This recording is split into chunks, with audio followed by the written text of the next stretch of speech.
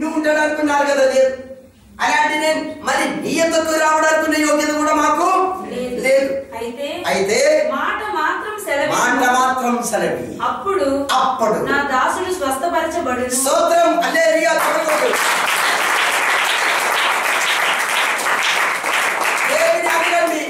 ఈ రోజు నాతో మాట్లాడు.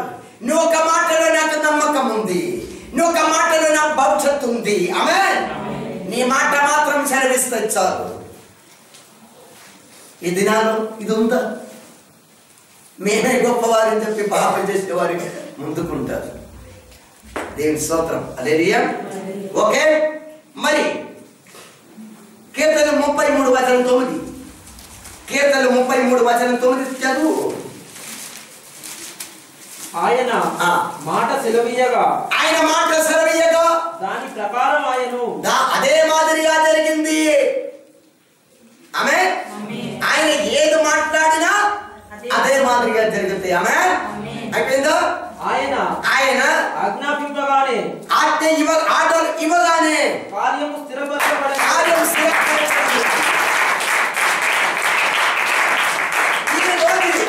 నీ కార్యం స్థిరపరచబడడానికి ఆయన ఆజ్ఞ ఇచ్చినారు. ఎవరైనా ఏదైనా కార్యం జరగలేదు అని బాధతో వచ్చినారా, ఇదిగో నీ కొరకై ఆయన ఆల్రెడీ ఆర్డర్ చేసింది.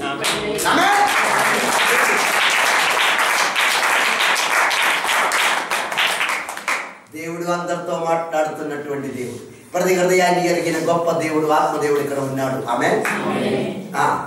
అయిపోయిందమ్మా. అందుకే మత్తయి 8:17. Matthew chapter 8 verse 70. ఆయన మాట వలన దయ్యములను వెళ్ళగొట్టి రోగుల నెల్లను స్వస్థపరిచెను. అందువలన ఆయనే మన బలహీనతలను వహించుకొని మన బలహీనతను మోసుకున్నారు, మన రోగములను భరించినని ప్రవక్త అయిన యెషయా ద్వారా చెప్పబడినది నెరవేరును. ఆమేన్. యెషయా గ్రంథం 53వ అధ్యాయంలో రాయబడింది 5వ వాక్యం. చూసారా? దేవుని స్తోత్రం. ఇక్కడే ఉండండి. యోహాను సువార్త 11వ అధ్యాయం 43-44.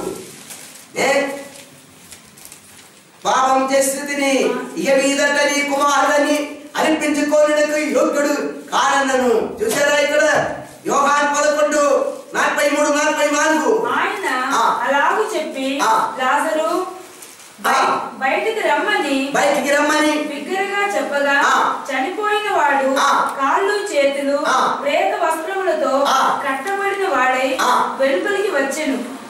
ఈ రోజు ఆత్మీయ సమాధిలో బంధింపబడిన నిన్ను ఈ వాక్యం అనేటువంటి దేవుడు బిగ్గరగా పిలుస్తున్నారు. నువ్వు ఆ పాప గదిలో నుండి, ఆ పాప సమాధిలో నుండి, ఆత్మీయ బంధకంలో నుండి బయటికి రమ్ము.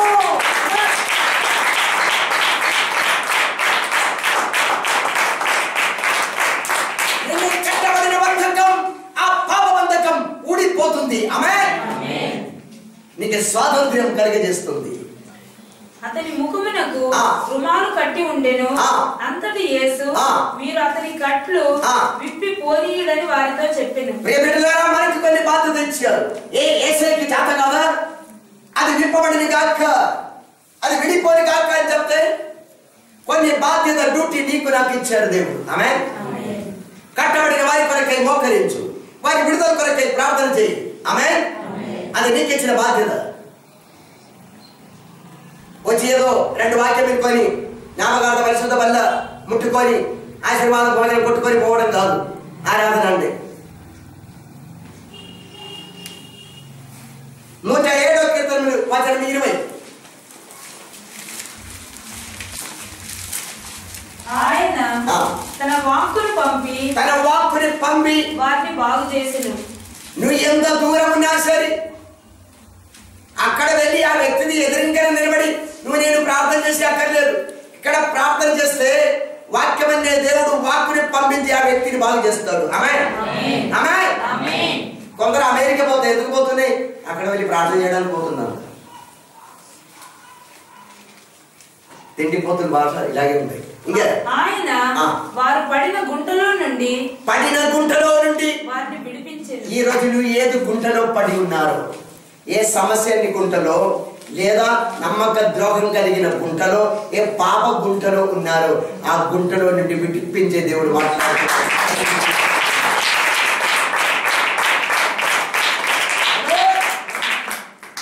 ఇక్కడ తప్పిపోయిన కుమారుని విడిపింపు అయిందా లేదా? ఎస్. ఆయన ఒప్పుకున్నప్పుడు, ఒప్పుకోవడం ఎప్పుడు జరిగింది? బుద్ధి వచ్చినప్పుడు.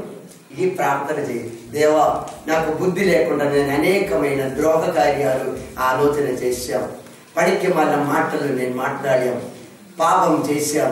ఇప్పుడు కూడా పాపం చేయడానికి ఎంతో వాంఛ, ఏదో బొమ్మలాగా యంత్రంలాగా నేను వచ్చి ఇలా కూర్చున్నాను. ఈ వాక్యం వింటుండగా నాకు అర్థం అవుతుంది, నేను పాపం చేసి దూరం అవుతాయేమో, నా పాపం వల్లనే మరణం వస్తుందో, అనేకమైన శాపం నా కుటుంబంలో వస్తుందో అని భయం. దేవా నేను ఒప్పుకుంటున్నాను, నేను ఒప్పుకుంటున్నాను. ఆమేన్. దేవుని స్తోత్రం. హల్లెలూయా. లూకాసు అదే మనం 15 నుంచి మరలా చూడమ్మా. 15వ వాక్యం చదువు. అదంతయు ఖర్చు చేసిన తరువాత ఆ దేశమందు గొప్ప కరువు రాగా వాడు ఇబ్బంది పడసాగి వెళ్ళి ఆ దేశస్థులలో ఒకని చెంత చేరెను. చూసారా ప్రియ బిడ్డలారా, 170 లోకమ్మని అనుకొని 70 అందరూ అంటుంటాయి, నాకు నిండా కోట్ల రూపాయలు ఉండాలి, తోటం ఉండాలి, కారు ఉండాలి, లారీ ఉండాలి, భార్యలు ఉండాలి, అందరు ఉండాలి. అమ్మ ఏం బ్రతికే వ్యాధి అని.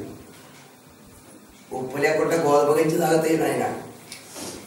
ఉప్పు వేయకుండా గోధుమ గంజి ఉప్పేస్తే పోతాయి, టికెట్ తీసుకుంది నరగండి. చాలా మంది ఉన్నారు కోడీశ్వరులు, ఉప్పు ముట్టిందంటే ప్రాణం పోతాయి, మటన్ తిందంటే ఈ మటన్ పోతాయి. సంపాదించేమైనా ప్రయోజనమా? మనకి ఎప్పుడు ఏదో దొరికినా కొడతాయి కదా. విజయ్ చూడు ఎంత ఆశీర్వాదం. పనసకాయది పొట్టు కర్రీ చేసి ఇచ్చినా కూడా తింటది, అవునా? ఎస్, విజయ్ని అడిగి చూడు. అది కావాలి. అన్ని దాని ఉండి అదొద్దు, ఇదొద్దు, ఇది ముట్టరు, అది ముట్టరు, ఇది తింటారు. ఎంత గొప్ప ఆశ. సుజాత అదే కదా, అన్ని తింటది కదా. అది అలాంటి అదొక మహాభాగ్యం, గుర్తు చేసుకోండి. ఇంకే అదంతా ఖర్చు చేసిన తర్వాత ఆ దేశమందు గొప్ప కరువు రాగా, ఎందుకు ఈ పాపి అయిన ఈ శాపగ్రస్తుడు ఊరికి వెళ్ళింది. శాపగ్రస్తుడు వెళ్ళిన ఊరిలో దేవుడు ఏం చేసింది? కరువు పుట్టించారు. ఈ పాపం శాపం కలిగినటువంటి వ్యక్తులు ఎక్కడ ఉండే అక్కడ ఎప్పుడు అప్పులు బాధలు, ఎప్పుడు కష్టాలు. అప్పో ఎప్పుడు ఎక్కడ ఎవరి దగ్గర నుంచి లోన్ దొరుకుతుంది, ఎవరి దగ్గర నుంచి విజయ్ ఇస్తున్నట్టుంది ఈ మధ్యన లోన్ అని. విజయ్ ఎక్కడ ఉన్నారు? మార్చపడి పోతాం, మార్చపడి నడిచిపోతాం, వచ్చేటప్పుడు ఆటోలు వస్తాం. ఇప్పుడు ఎక్కడ వెళ్ళినా ఇదే, ఎవరిని కనిపించినా అంత గొప్పగా చెప్తారు, దేవుడు మమ్మల్ని ఎంత బాగా చేశారో తెలుసా, దేవుడు రాజు, దేవుడు ఎప్పుడు దేవుడి మమ్మల్ని నడిపిస్తున్నారు. మరి 50 రూపాయలు ఉంటాయి కదా,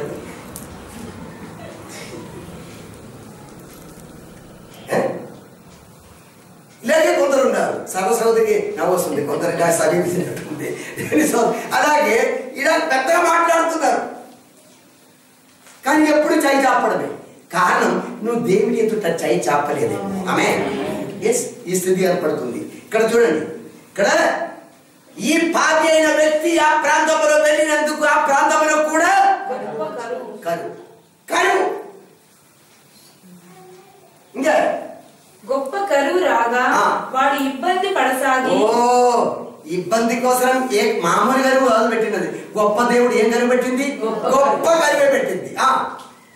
గొప్ప కరువు రాగా వాడు ఇబ్బంది పడసాగి వెళ్ళి ఆ దేశస్థులలో ఒకని చెంత చేరి, ఆ దేశంలో ఉన్నటువంటి ఆ వ్యక్తి ఒకరి దగ్గరికి వెళ్ళి పని అడగడానికి ఉండొచ్చు. అతడు పందులను మేపుటకు, పంది యజమానుడు,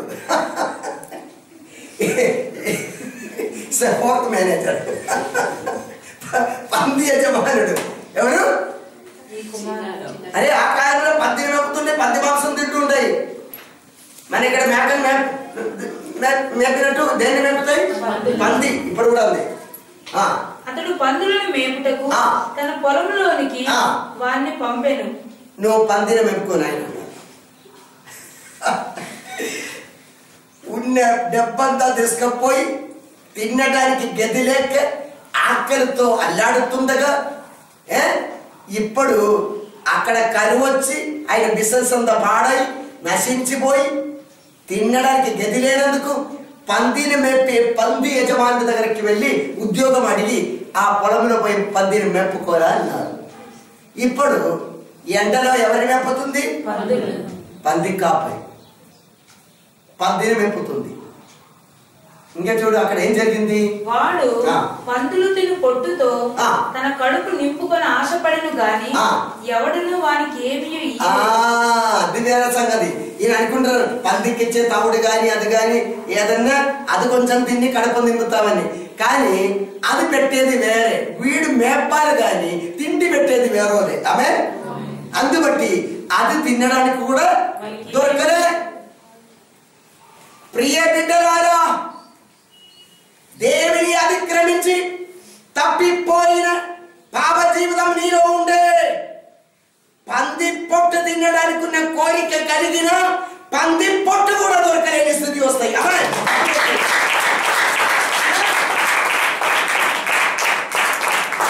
chicken biryani, mutton biryani, fish biryani అన్ని తిన్న నోరు పంది పొట్టు వెతుకుతాయి, కానీ అది కూడా ఆఖరికి దొరకదు. రాసుకో, ఈ డైట్ రాసుకో బిడ్డ, డైట్ రాసుకో, నువ్వు డైట్ రాసుకో. ఒకప్పుడు ఇలా చెప్పాను, అది నా గురించి అని. బాగా మంచిగా తింటున్నప్పుడు దేవుని మర్చిపోయి దైవ సంఘం పైన ఎదిరించి, దేవుని బిడ్డల పైన ఎదిరించి, దేవుని నామాన్ని హీనపరచి లోకంలో లోకస్తులు ఎదుట సాక్ష్యం లేక పాపం చేస్తూ జీవిస్తుండగా నీ పాప ఎదిరింపు తప్ప నీ పరిశుద్ధత కలిగి ఎలా మాట్లాడగలుగుతాయి? ఒక ఆకారం ఉన్నందుకే ఒక సమూహం నాశనమైంది. ఒక పావిదల ఇంటిలో ఉండే ఆ కుటుంబం నాశనం, ఆ సంఘములో అల్లగల్లోలం. ఆమేన్.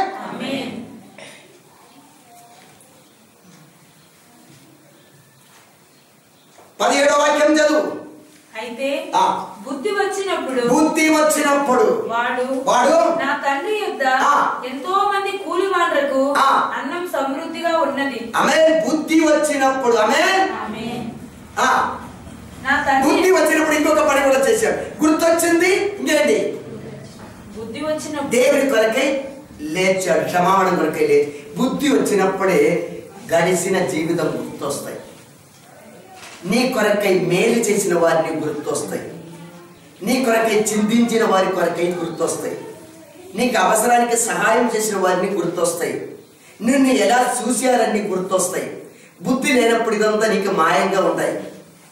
బుద్ధి ఇలా వచ్చినప్పుడు నీకు చేసిన మేలు చేసిన వారి అందరూ నీకు గుర్తు వస్తూ ఉండేది. అప్పుడు ఇంకేం చేసింది ఆయన?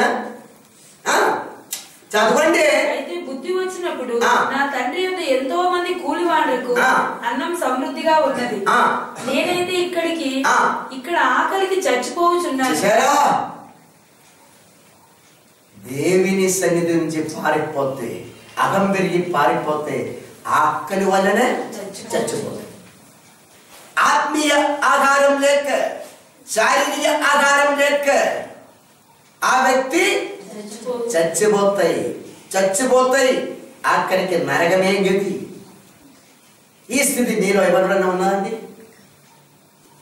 ఇంకేం జరిగింది? బుద్ధి వచ్చింది, ఇది ఆలోచన వచ్చింది, ఇంకేంటి? నేను లేచి బుద్ధి వచ్చినప్పుడే లేవడం జరుగుతుంది. ఎక్కడికి? పాప క్షమాపణ కోరడానికి. దీనికి బుద్ధి రావాలి. బుద్ధి లేకపోతే ఎన్నడో రాదు. బుద్ధిహీనో భక్తిహీనో ఇది రాదు. ఆమేన్. లేచి నా తండ్రి యొద్దకు వెళ్ళి, తండ్రి, నేను పరలోకమునకు విరోధముగాను నీ ఎదుటను పాపం చేసితిని. ఆమేన్. ఇది చెప్పండి, ఇది లేచి చెప్పాలి. ఆమేన్. కూర్చొని కాదు చెప్పేది. దేవుని బుద్ధి నీకు ఇచ్చారంటే ఇది లేచి చెప్పాలి. ఆమేన్.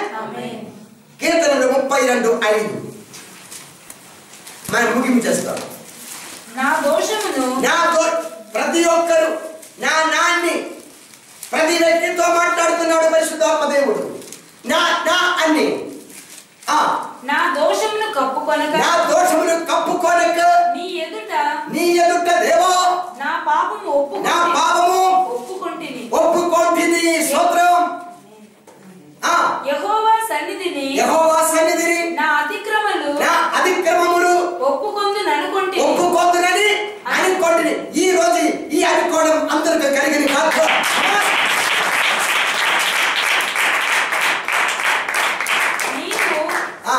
నీవు నా పాప దోషమును పరిహరించి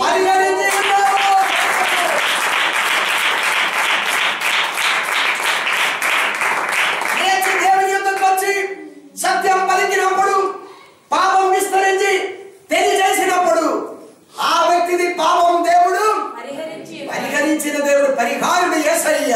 ఆమేన్.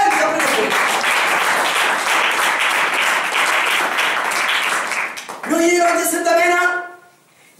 సిద్ధమేనా లేచి పాపం ఒప్పుకోనుటకు?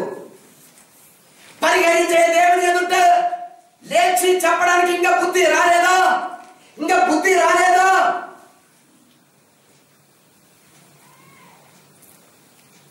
అది రాకపోతే నశించిపోయిన జంతువులాగే మారుతాయి.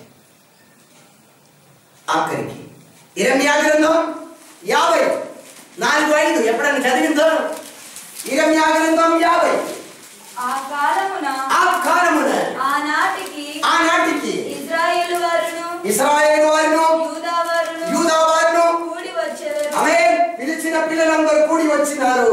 ఏడ్చుచు సాగుచు తమ దేవుడైన యెహోవా ఎదుట విచారించుట కొరకై వచ్చెదరు. ఆమేన్. హల్లెలూయా. లేవలసిన సమయం దాటిపోయింది. ఎడవలసిన సమయం దాటిపోయింది. లేవండి, ఎడవండి, ఆయన ఎదుట విచారణ చేయండి, నీ పాపం ఒప్పుకోండి. ఆమేన్.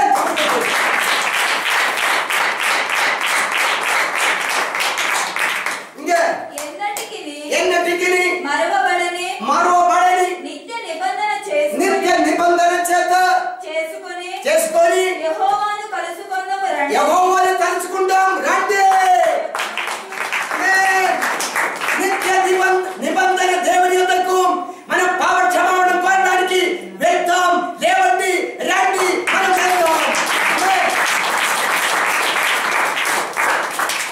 చెప్పుకొనొచ్చు సీయోను తట్టు పరలోకపు తట్టు అభిముఖులై అచ్చడికి వెళ్ళు మార్గము ఏదని అడుగుచు వచ్చెదరు. ఆమేన్. అడిగి రండి క్షమాపణ కొరకై. లేవండి, దానికి బుద్ధి రావాలని ప్రార్థన చేయబడ్డారా? నువ్వు నశించిపోకుండా, నీ నిర్మూలన కాకమునప్పే, నీ కుటుంబం నాశనం కాకమునప్పే బుద్ధి రావాలని ప్రార్థన చేయి. లేచి రండి. ఇంకా ఇదే దేవుని వాక్కు. ఈ వాక్యం అందరిలో ఫలం కలిగిన గాక. ఆమేన్.